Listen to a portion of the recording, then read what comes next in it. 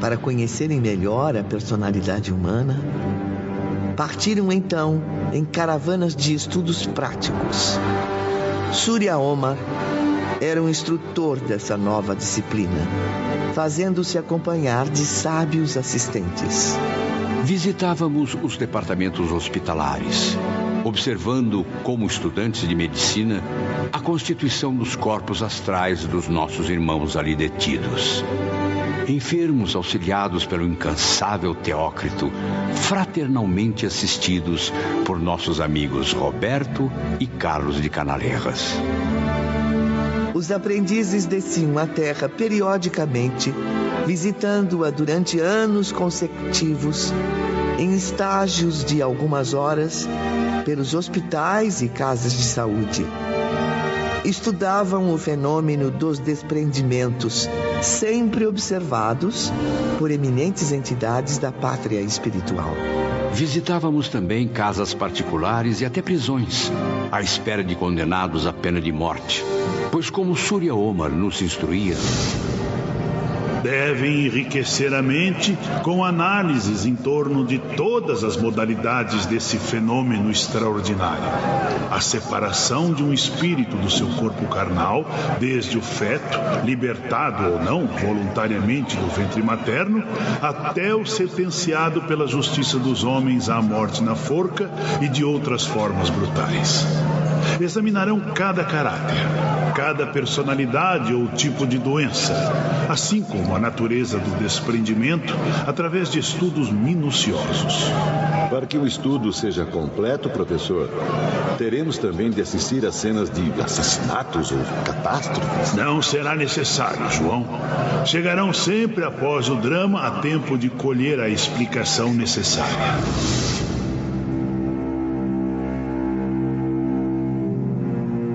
Frequentemente nos impunham um doloroso dever: acompanharmos o desligamento árduo, por vezes assustador, dentro de um cemitério. E sob as inúmeras árvores, nas quais os passarinhos esperavam a chegada do alvorecer, ou à sombra dos ciprestes majestosos, pela calada da noite, bordada de estrelas, eis que recebiam os ensinamentos do antigo sábio de Alexandria. Não podíamos, no entanto, nos livrar do sofrimento durante aquelas cenas tão chocantes. Precisam aprender a dominar suas emoções, meus filhos. Nas próximas aulas deverão testemunhar muitas desgraças alheias, dores profundas, angústias, misérias, desesperos. Sei que será impossível conterem as lágrimas, mas devem buscar a serenidade. Tratem, antes de tudo, de refletir, no sentido de auxiliar e remediar situações sem perder tempo com lamentações e lágrimas improdutivas.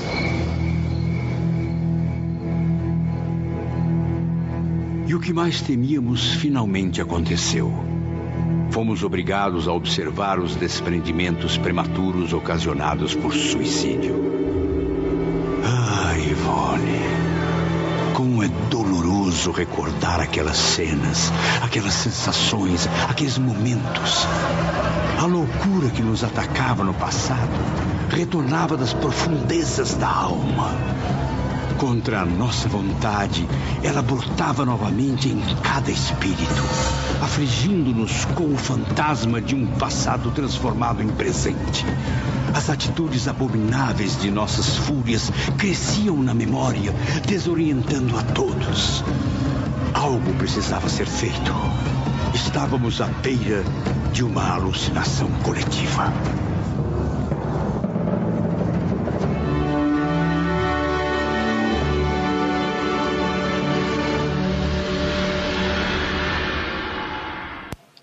Bem-vindos ao nosso Pode Sim. Eu sou o Carlos Luiz. Nós acabamos de ouvir uma passagem muito interessante, né? Hoje nós vamos falar da terceira aula, da terceira disciplina que Camilo Castelo Branco fez na cidade espiritual Maria de Nazaré, né? Falamos da disciplina dada por Aníbal de Silas, que era um estudo sobre o Evangelho. Falamos no último programa da aula de Epaminondas de Vico, que trabalhava a regressão de memória como forma de amadurecimento emocional. E agora temos também uma aula extremamente interessante, que é essa aula prática que vocês ouviram. Quer dizer, os espíritos, né, vinham à Terra presenciar situações difíceis para se educar. Uma das coisas que nos chama a atenção é exatamente isso. Nós estamos falando de espíritos de suicidas, né, na existência anterior, chegaram no plano espiritual como suicidas. Obviamente fizeram um tratamento, mas ainda assim estão fragilizados. E eles são levados a verem as situações mais difíceis para educar-se e para ajudar na medida do possível. O que é que isso nos ensina?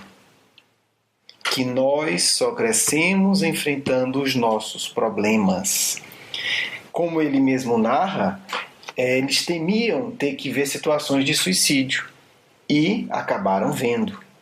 Quer dizer, não é fugindo do erro que a gente cresce. Quer dizer, são suicidas, ainda traumatizados pelo suicídio, que são levados a socorrer outros suicidas.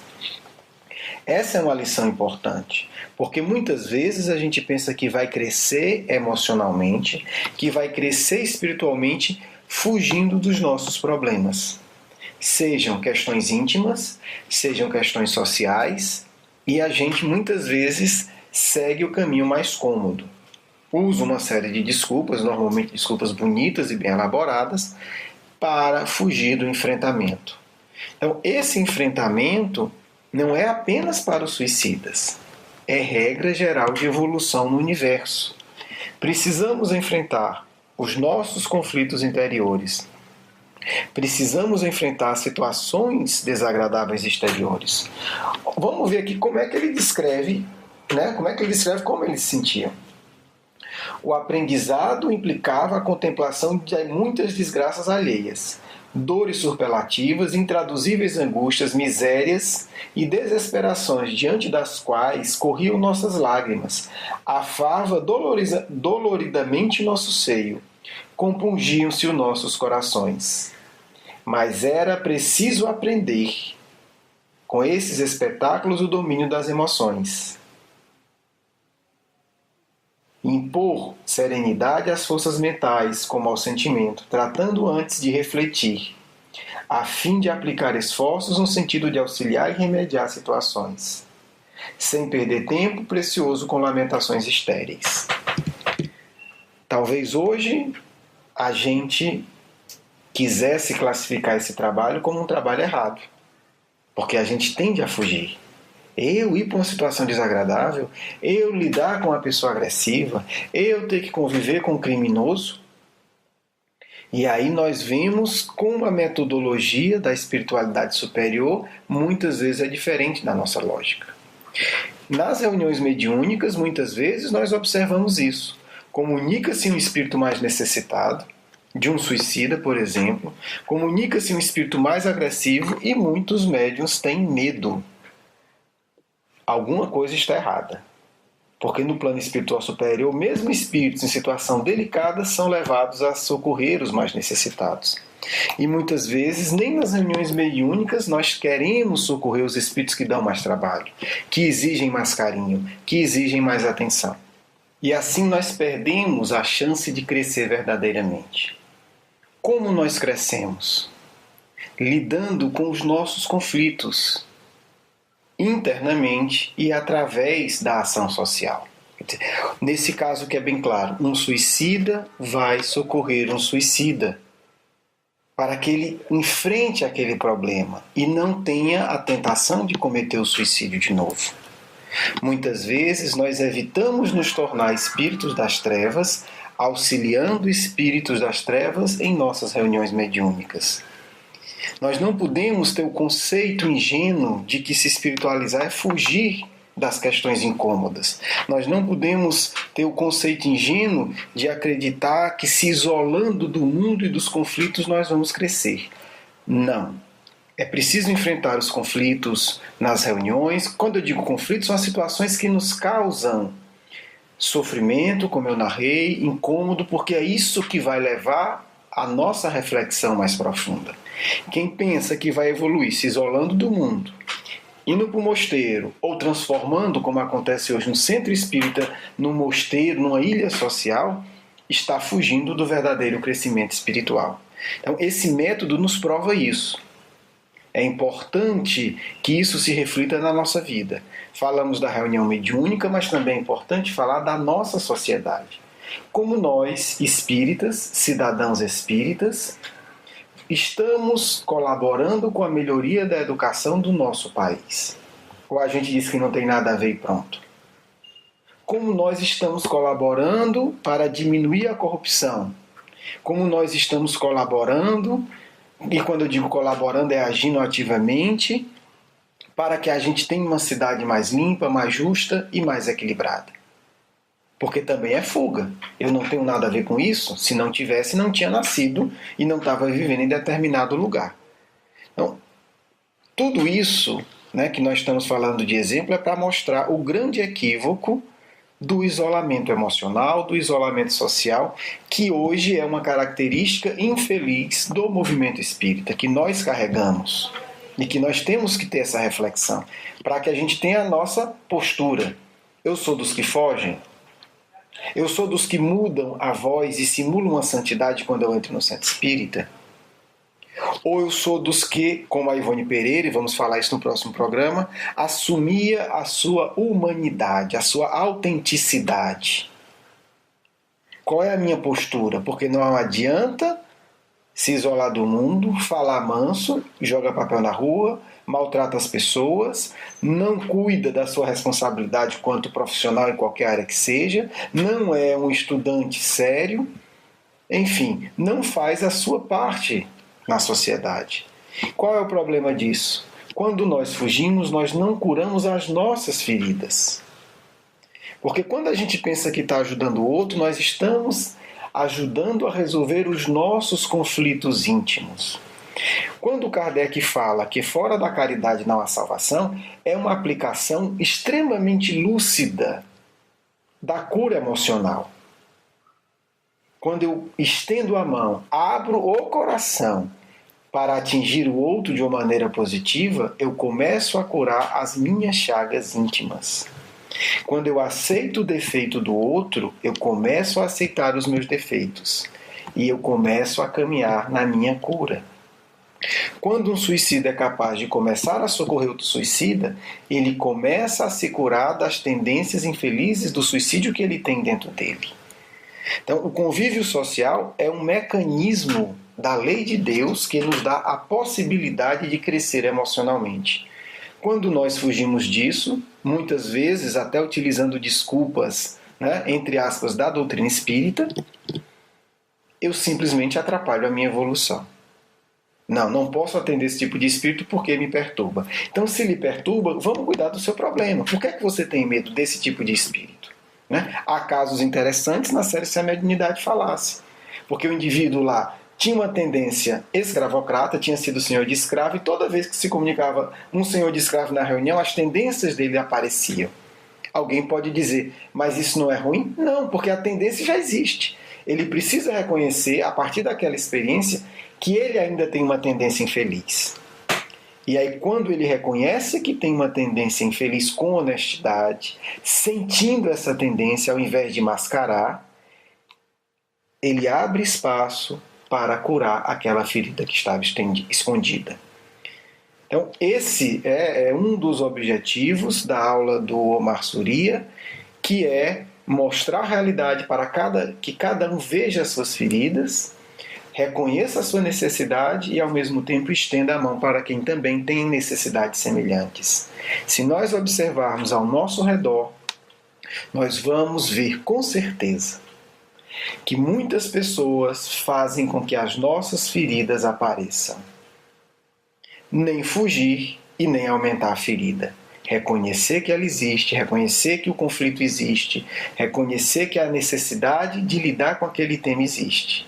E aí a gente ora e busca e vai lidar com ele de uma maneira sempre honesta. Isso é o processo evolutivo. Né? Não por acaso que a espiritualidade nos aponta essa metodologia que se soma às outras duas como forma de tratamento não só de suicidas, mas de todos nós, espíritos da Terra, espíritos extremamente necessitados em vários aspectos que precisam evoluir. Então fica, para a gente concluir essa terceira parte do livro, essa reflexão sobre esses 3 grandes métodos educativos que se somam. O estudo do Evangelho de maneira verdadeira e sempre pensando como eu aplico isso em mim e na minha vida. A regressão de memória, que é um dos métodos mais eficientes de se aprofundar o autoconhecimento. Em programas futuros trataremos desse tema com muito mais profundidade, porque por conta do tempo, então teremos vários programas onde a gente vai aprofundando o tema aqui já lançado, com o estudo do Memórias no Suicida. E esse terceiro método, lidar com situações que nos desafiem intimamente, que exija de nós rever os conceitos, que exija de nós reconhecer nossos limites e que auxilie quem está sofrendo mais do que nós. Bem, meus amigos, assim concluímos o livro Memórias no Suicida. No nosso próximo programa falaremos, com uma conclusão geral do livro da Ivone Pereira, médium que psicografa o livro. Falaremos um outro aspecto desta aula, que é como o Camilo Castelo Branco elaborou esse livro e como foi o processo de transmissão, as dificuldades e uma análise que ele faz sobre os médiuns do movimento espírita. Mas isso vai ficar para o próximo programa. Espero que vocês tenham gostado desse nosso encontro. Desejamos a vocês uma ótima semana e vamos agora para a nossa segunda etapa. Vou abrir o Evangelho ao acaso para nos prepararmos para receber a mensagem dos amigos espirituais.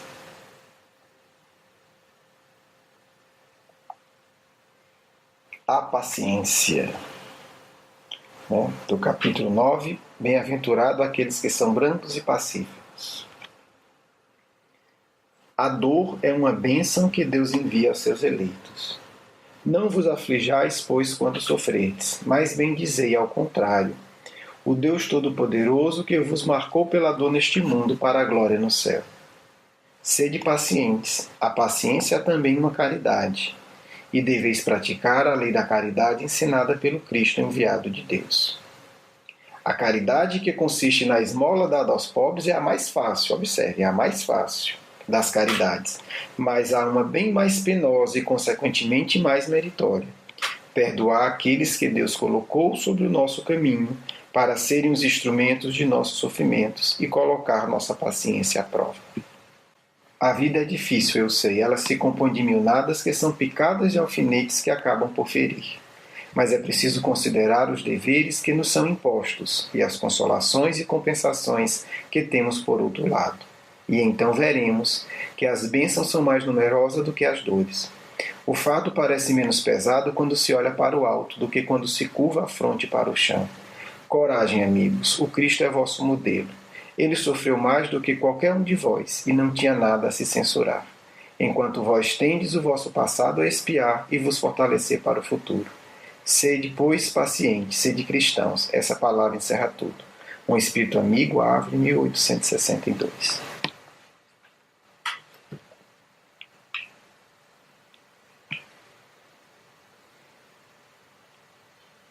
Pai de amor e bondade, rogamos nesse instante a Tua proteção e amparo, para que em Teu nome possamos receber uma mensagem dos amigos espirituais.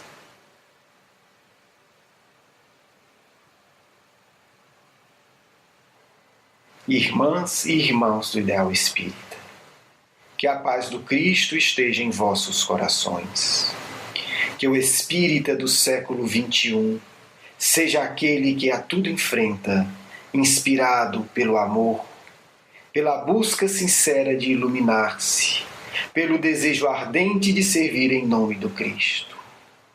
Para trás, com medos e receios, avante, irmãos, enfrentemos a nós mesmos, porque o futuro é daqueles que se dispõem a se melhorar, amparados por seus guias espirituais e pelo guia supremo da humanidade, Jesus de Nazaré. Confiemos, irmãos, os obstáculos serão sempre superados quando em vossos corações arder o amor que vem de Deus, a chama eterna que aquece e ilumina o universo infinito, porque vós sois filhos de Deus. Independente das dificuldades enfrentadas, sim, podeis superar, podeis tornar-vos melhores, podeis aprender a servir mais. Observai que em vossos corações já existe o sagrado amor do Pai. Coragem, desenterrai-o com insistência e continuidade, porque um dia, após percorrido o caminho dos testemunhos sinceros e dolorosos dos vossos corações, brotarão a água cristalina que mata toda a sede, como nos promete Jesus de Nazaré. O amor e a paz são conquistas apenas dos espíritos que se dispuseram a enfrentar a si mesmos, que se dispuseram a viver situações difíceis para tornarem-se melhores, que se dispuseram, enfim, a abrir mão de tudo para que Deus viva em intensidade em seus corações. Muita paz de um amigo em Cristo que vos acompanha sempre.